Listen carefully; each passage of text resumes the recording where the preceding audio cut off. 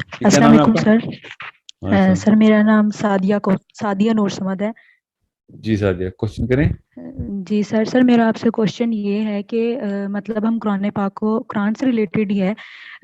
مطلب جس طرح ہم قرآن پاک کو پڑھتے ہیں اور مطلب جس طرح حضرت عمر فاروق رضی اللہ تعالیٰ عنہ تھے تو وہ مطلب پہلے وہ انہو دین پر انہو انہو انہو جی انو سوری تو وہ پہلے دین پر نہیں تھے، بٹ جب جیسے انہوں نے قرآن پاک کو سنا تو وہ ان کے دل پہ بہت مطلب وہ اس آیات وہ سنتے ہی ان کے وہ دل پر قرآن پاک اتر گیا، اور وہ اتنے مطلب انہوں نے پھر اس کے بعد دین کے لیے کتنا زیادہ کام کیا، اور مطلب قیامت تک ان کو اس وجہ سے یاد کیا جاتا ہے اور ان کی ہر چیز کو. تو ہم لوگ جس طرح قرآن پاک کو پڑھ رہے ہیں، سمجھ بھی رہے ہیں، اور مطلب جس طرح میں اگر قرآن پاک کو پڑھ رہی ہوں تو میں ریئلائز کر رہی ہوں کہ میرے دل پر اس طرح قرآن پاک کیوں نہیں اتر رہا. جس طرح صحابہ تھے وہ سنتے تھے تو وہ ان کے دل پر اتر جاتا تھا، تو میرے دل پہ اس طرح کیوں نہیں اترا؟ حالانکہ میں قرآن پاک کی تفسیر بھی پڑھ رہی ہوں اور سب کچھ بھی، تو مجھے قرآن پاک سے اس طرح محبت کیوں نہیں ہو رہی، یا مجھے وہ کیوں نہیں میرے دل پر اتر رہا؟ اور میں اگر میں عمل سمجھ بھی گیا ہوں، کرنا. میں جی سمجھ جی گیا سوری. ٹھیک. جی. میں آپ کو ایک بات بتاتا ہوں. آپ نے سیرہ پڑھ لی ہے پوری؟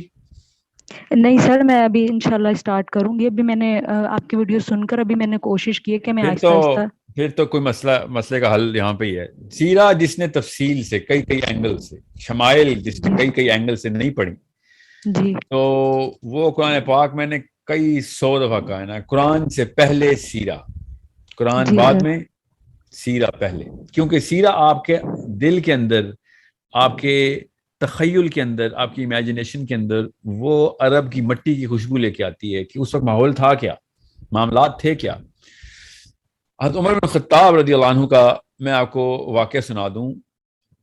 یہ جو واقعہ لکھا ہوا ہے نا پاکستان کی ٹیکسٹ بکس میں، کہ انہوں نے اپنی بہن سے سورہ طٰہٰ سنی تو ان کا دل پگھل گیا اور وہ قرآن کا ایسا اثر تھا. یہ واقعہ آدھا ہے. اوکے، جی سر. غور سے سمجھے اس بات کو. جی سر. حضرت عمر بن خطاب کا اسلام اصل میں پری ڈیٹرمن کیا گیا ہے کافی پہلے سے. اس واقعے سے بہت پہلے ان کو پتہ اندر اسلام داخل ہو چکا ہے کب کی، اور وہ تبھی پتہ چلے گا جب سیرہ آپ تفصیل سے پڑھیں گے. اور میں حضرت عمر کے اسلام لانے کی بات نہیں کر رہا ہوں، میں آپ کو قرآن پاک سمجھنے کی بات کر رہا ہوں، یاد رکھیے گا. اور مثال میں وہ پکڑا ہوں جو کہ آپ نے دی ہے، اور وہ مثال اتنی پرٹیننٹ ہے نا تاکہ آپ کو پتہ چلے. حضرت عمر بن خطاب خود کہتے ہیں، اب یہ سائیکالوجی سمجھیں، حضرت عمر بن خطاب کی نفسیات سمجھنے کی کوشش کریں، عرب کی نفسیات سمجھنے کی کوشش کریں، اس اینگل سے دیکھتے تھے وہ.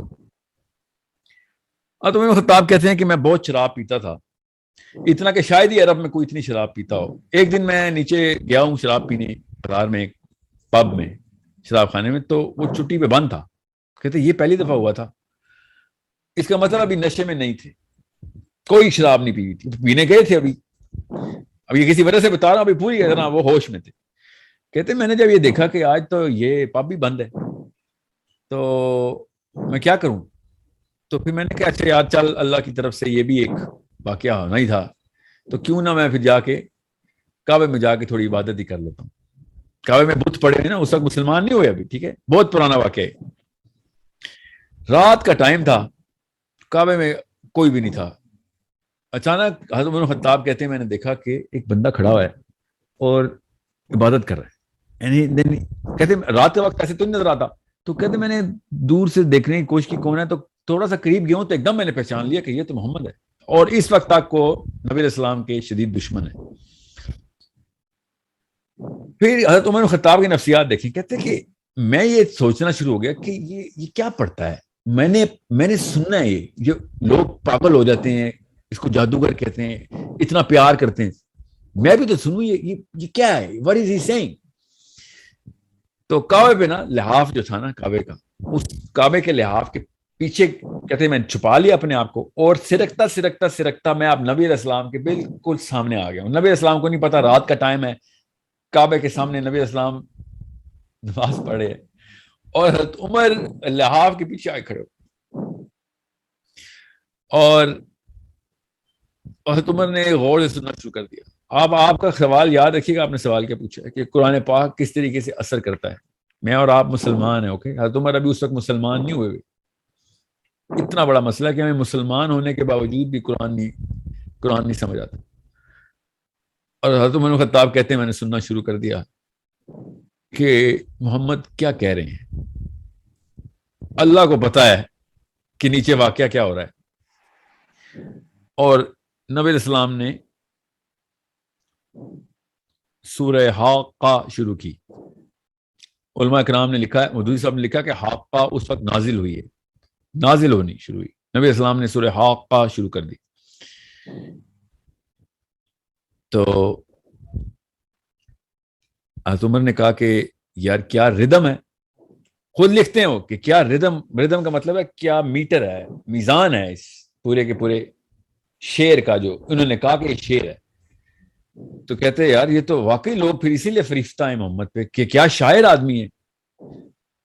اور اللہ تعالیٰ کی آیت آئی کہ کسی شک میں وہاں رہنا یہ کسی شاعر کا کلام نہیں ہے. میں پیرافریز کر رہا ہوں آیت کو تاکہ آپ کی نفسیات پہ عمل کر سکوں میں، مطلب کہ یہ شاعر کا کلام نہیں ہے. آیت کا ترجمہ ایسے نہیں، میں آپ کو پیرافریز کر کے بتا رہا ہوں. اب اللہ تعالیٰ حضرت عمر سے بات کر رہے ہیں، ٹھیک ہے. حضرت عمر ایک دم کہتے ہیں میں ششتر رہ گیا کہ یہ اس کو کیسے پتہ چلا کہ میرے دل میں کیا بات آئی. میں نے بولی تھوڑی ہے، میں نے تو کچھ بولا ہوتا تو میں کہتا کہ کان سے سن لیا ہے اور محمد نے بھی اس کا جواب دیا ہے. اگر اللہ تعالیٰ کی آیت نازل ہو رہی ہے اور اللہ تعالیٰ کہہ رہے ہیں کسی شاعر کا کلام نہیں. حضرت عمر کہتے ہیں میں شوق میں چلا گیا اور اپنے آپ کو جسٹیفائی کرنا شروع ہو گیا کہ نہیں یہ کیسے ہو سکتا ہے.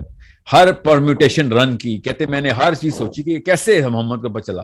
اور پھر کہتے میں نے کہا اس کا مطلب ہے شاعر نہیں ہے، یہ کاہن ہے، کیونکہ کاہنوں کو پتا ہوتا ہے کہ اندر وسوسہ کیا چلتا ہے، ڈالتے کیسے. پھر اللہ تعالیٰ نے آیت نازل کی کہ میں بھی پیرافریز ہی کر رہا ہوں کہ تو کیا سوچ رہا ہے شاعر کا کلام تھا؟ نہیں، یہ شاعر کا کلام. اب کیا تو سوچ رہا ہے کہ کاہن کا کلام؟ تو یہ کاہن کا بھی کلام نہیں ہے. پھر حضرت عمر کہتے ہیں کہ جب یہ واقعہ ہوا نا تو پھر میں اس وقت اپنے ہوش کھو بیٹھا تھا. یاد رکھیے گا حضرت عمر شراب پینے نکلے ہوئے ہیں، یاد رکھنا، ٹھیک ہے. اب اسلام میں نہیں آیا ہوا ابھی، ٹھیک ہے، ابھی اسلام قبول نہیں کیا ہوا اور ابھی ہوش میں ہے کیونکہ شراب کھانا بند ہے، ٹھیک ہے. اور یہ واقعہ جب ہوا تو کہتے ہیں کہ میں نے کیا حملہ کرنا تھا، کیا نقصان پہنچانا تھا محمد صلی اللہ علیہ وسلم کو. میں نے پھر ڈر کے واپس سرکا اور کعبے کے واپس الٹی طرف آیا، لحاف کے پیچھے سے نکلا اور دوڑ لگا دی. یہ حضرت عمر بن خطاب کا اسلام کا اصل میں واقعہ ہے، ٹھیک ہے. کیوں میں کہہ رہا ہوں یہ اصل میں واقعہ ہے؟ کیونکہ حضرت عمر نے خود بتایا ہے. اب پاکستان کے اندر حضرت عمر کے اسلام لانے کا یہ واقعہ پتہ کیوں نہیں لکھا جاتا؟ کیونکہ پاکستان کی نفسیات میں یہ جب شراب لفظ لکھا جائے گا نا تو وہ کہیں گے کہ نہیں یہ نہ کر دینا، یہ نہ کر دینا، عوام شراب پہ تل جائے گی. ان لوکل شودر کنورٹڈ مسلمانوں کی نفسیات کام ہی ایسے کرتی ہے. عرب کس طرح کھل کے بیان کرتا ہے اپنا ساتھ. حضرت عمر بن خطاب اپنا ہی واقعہ کھل کے بیان کر رہے ہیں اور ہم نے وہ چھپا دیا ہوا ہے.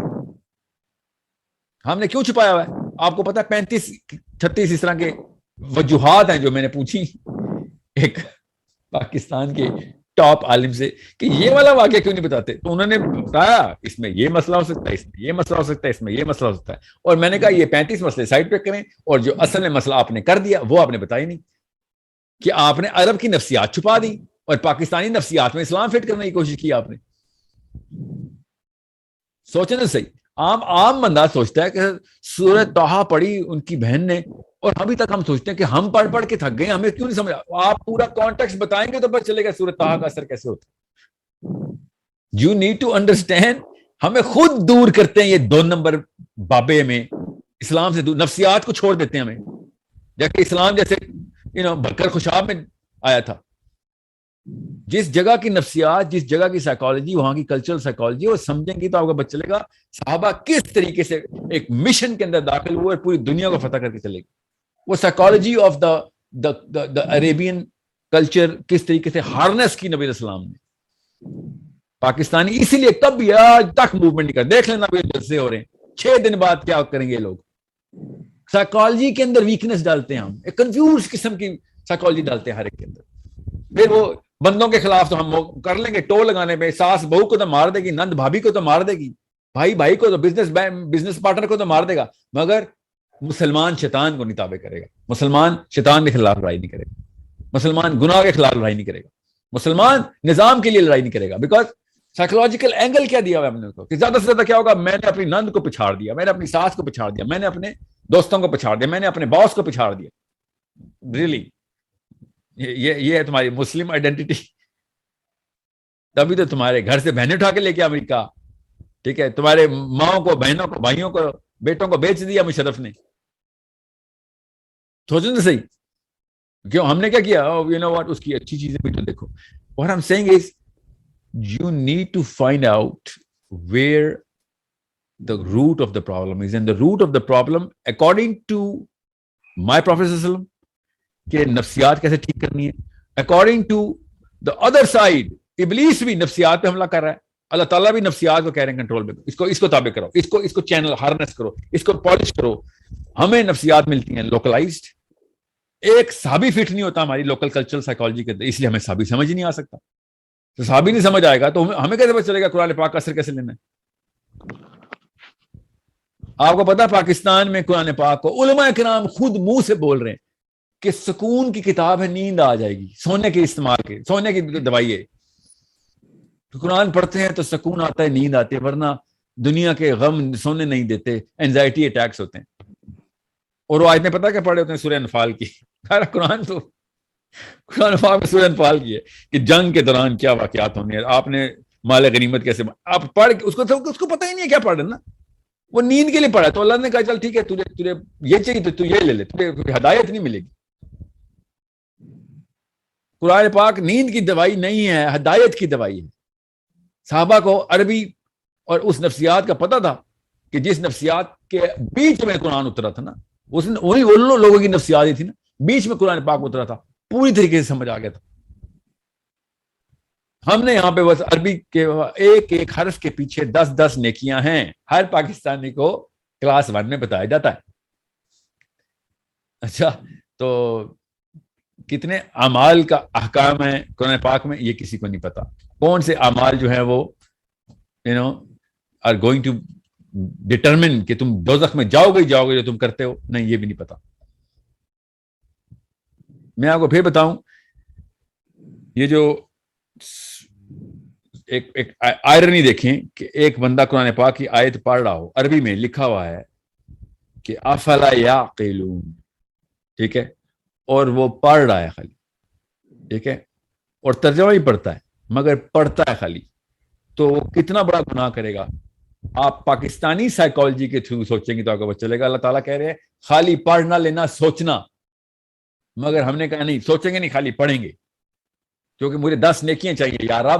یا رب العالمین, میں 10 نیکیوں کے لیے پڑھا. تو مجھے کہہ رہا ہے, خود اس آیت میں لکھا ہوا ہے کہ خالی پڑھنا نہیں, سوچیں کہ میں کیا کہہ رہا ہوں, مگر میں نے سوچنا نہیں, میں نے خالی 10 نیکیاں لینی. یہ کسی اشفاق احمد کا ناول ہوتا نا, یا بانو قدسی اگر, تو میں سمجھ سکتا تھا, خیر ہے, یہ اللہ تعالیٰ کی کائنات کے بادشاہ, کائنات کے مالک کی کتاب ہے. I am not gonna take it lightly کہ اللہ تعالیٰ کہہ رہے ہیں سوچ, اور میں کہہ رہا ہوں نہیں, میں خالی پڑھوں گا, سوچوں گا نہیں, رٹا ماروں گا, حفظ کر لوں گا, سوچوں گا نہیں. سوچیں تو صحیح, خود سوچیں کہ کتنی بڑی آئرنی ہے ہمارے ساتھ یہ جو کی جاتی ہے. اور ہمیں چونکہ دین کا مطلب مذہب میں بتایا جاتا ہے, تو پڑھنا بھی تو بہت اچھی بات ہے, برکت ہے. مذہب میں تو برکات ہی اکٹھی کی جاتی ہیں, دین میں کوئی برکات نہیں اکٹھی کی جاتی. دین میں امپلیمنٹیشن ہوتی ہے, کام کاج کیا جاتا ہے دین میں, لوگوں کے لیے استعمال کیا جاتا ہے دین, مذہب اپنے لیے استعمال کیا جاتا ہے. قرآن پاک جس دن آپ کو میں نے آپ سے کہا نا, ایک دینی نظر سے دیکھیں گی, مذہبی نظر سے نہیں, دینی نظر سے, ایک بادشاہ کی نظر سے دیکھیں گی جس نے لکھی ہے کتاب, ایک اس خاتون کی نظر سے دیکھیں گے جس خاتون نے دنیا کا ذمہ لینا ہے. آپ کا کیا نام ہے؟ سعدیہ, آپ نے دنیا کا ذمہ لینا. جب آپ کو پتہ چلے گا ایک ذمہ داری کے طور پہ ایک چارٹر آیا ہے, تب آپ کو قرآن پاک کا اثر ہوگا.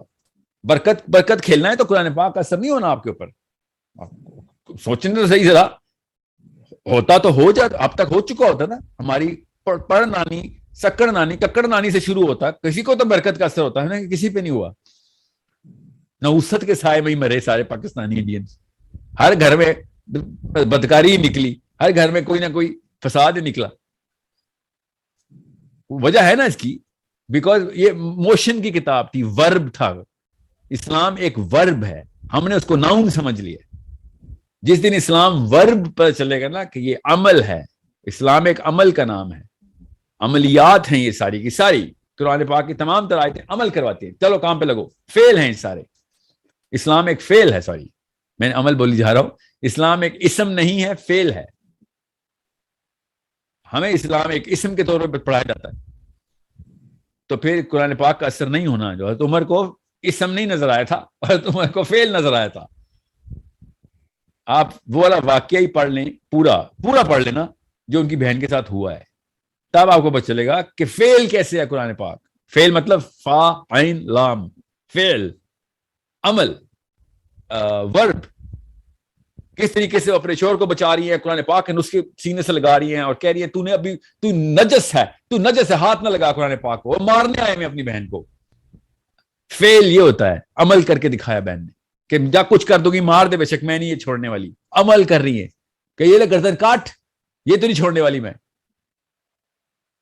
پاکستانی آنٹی کے معاملات چیک کریں تو قرآن پاک چومتی بھی پائی جاتی ہے، اپنے سر پہ رکھا ہوتا، انہوں نے بند بھی ہونا تھا، کپڑے میں لپیٹا ہونا تھا انہوں نے، اور جان پہ بات آتی، رکھ لے قرآن، رکھ لے، مار دے، میرے بچے نہ ماری، بس میرے بچے، میں بچوں کے لیے آئی ہوں دنیا میں، میرے بچے چھوڑ دے، باقی سب کچھ کر دے، میرا گلا بھی کاٹ لے بے شک، ٹھیک ہے، یہ پاکستانی آنٹی نے کرنا تھا۔ عمل دیکھیں، فعل دیکھیں کیا ہوتا ہے کہ دین تک قربان، میرے بچے بچ جائے بس۔ اسلام کیا کہتا ہے؟ اسلام کہتا ہے پوری دنیا کے بچے بچا، اس لیے قرآن آیا ہے، ہر ماں کو کہتا ہے پوری دنیا کے بچے بچانے آئی ہیں آپ، اپنے بچے نہیں بچانے آئی دنیا میں، آپ اپنے بچے بچانے ہوتے تو ابراہیم بھی بچا لیتے اپنے بچے، ابراہیم نے تو چھری پھیر دی تھی اپنے بچے پہ کہ پوری دنیا کا ذمہ لینے آئے ہیں۔ حسین علی اکبر کو نہ لے کے جاتے ساتھ، علی اصغر کو نہ لے کے جاتے ساتھ، اپنے بچے قربان کرنے کا نام اسلام ہے، یاد رکھیے گا کہ بھائی صحیح کے پیچھے کمپرومائز نہیں ہے، سوری، بچے جاتے جائے، جان جاتی جائے، باپ جاتے جائے، ماں جاتے جائے، صحیح غلط پہ کمپرومائز نہیں کریں گے ہم۔ اور میں پھر بتا دوں، جس دن یہ کانسیپٹ کلیئر ہوگا نا آپ کا، اس دن آپ کے گھر میں غزوہ بدر کھل جائے گا، وہی اجر مل جائے گا جو ابو بکر صدیق اور عثمان غنی اور علی بن ابی طالب کو ملے۔ ہر بندے کا اپنا اپنا ٹیسٹ ہوتا ہے، بدر ہر جگہ کھلتی ہے، عہد ہر جگہ کھلتی ہے، ایوری باڈی نوز۔ عمل کی بات ایک دفعہ نیت مان لینا کہ قرآن ایک اسلام ایک فعل ہے، ایک ورب ہے، اسم نہیں ہے، اسم اور فعل میں فرق ہوتا ہے، اسم ہے تو پھر کریں پوجا پاٹ، ٹھیک ہے، پھر کیا ہے، پھر تو بس نام اللہ تعالیٰ کے 99 نام ہے، بس اسی کی تسبیحات کریں۔ آنٹیاں کیا کریں پورے پاکستان کی، ہر وزیر اعظم نے ہمارے تسبیح کیا پکڑی ہوئی ہے، اسم سمجھا ہوا اسلام کو، اسم ہی پکڑے نا، نام لے رہے، ہر بندہ تسبیح کرے نا، بے نظیر سے عمران خان تک تسبیحیں کریں، اسلام میں مسلمان ہوں تو تسبیح ہوگی ہاتھ میں، مسلمان ہے تو فعل ہونا چاہیے تھا آپ کے ہاتھ میں، یہ اسم کیوں آپ کے ہاتھ میں؟ تو اثر تب ہوگا سادیہ جب تک کہ اسلام ایز این ایکشن نہیں آئے گا، and you never understand, perspective الٹا نہ کر دینا، اپنے بچے بچانے کا نام اسلام نہیں ہے، سیلفش نہ ہو، دنیا کے سارے بچے بچانے کا نام اسلام ہے، okay, make sure you understand that.